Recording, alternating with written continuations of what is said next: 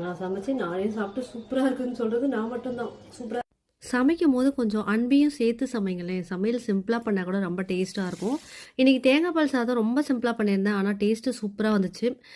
கொஞ்சம் 2 வெங்காயம், 1 தக்காளி, ஒரு 4 பச்சை மிளகா, கறி மசாலா, பட்டை, லவங்கம் இதெல்லாம் போட்டுட்டு கொஞ்சம் புதினா இலை போட்டு 2 ஸ்பூன் இஞ்சி பூண்டு பேஸ்ட்டு, நார்மலாக போடுற இந்த மசாலாலாம் போட்டு நல்லா வதக்கி விட்டுட்டு கொஞ்சம் போல் புதினா இலை போட்டுக்கிட்டேன். நல்லா வதக்கிட்டு 1 டம்ளர் அரிசிக்கு 2 டம்ளர் தேங்காய் பால் அந்த ரேஞ்சில் எடுத்துக்கிட்டேன். நான் 1 டம்ளர் அரிசி தான் இன்றைக்கி எடுத்திருந்தேன். 2 டம்ளர் தேங்காய் பால் எடுத்து பால் நல்லா கொதித்து வரும்போது அதில் அரிசி ஆட் பண்ணி கொஞ்சம் ஸ்லோ ஃப்ளேமில் வச்சு அதை மாற்றியாச்சு இன்னொரு ஸ்டவ்வுக்கு.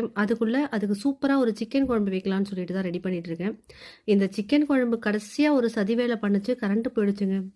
ஸோ அதனால் அம்மியில் அரைச்சி தான் வச்சுருந்தேன். புலாவ் மாதிரி தேங்காய் பால் சாதம் ரெடி ஆகிடுச்சு. ஒரு 5-6 முந்திரி பருப்பை வந்துட்டு நெய்யில் வறுத்து சாதத்தில் போட்டு கலரியாச்சு.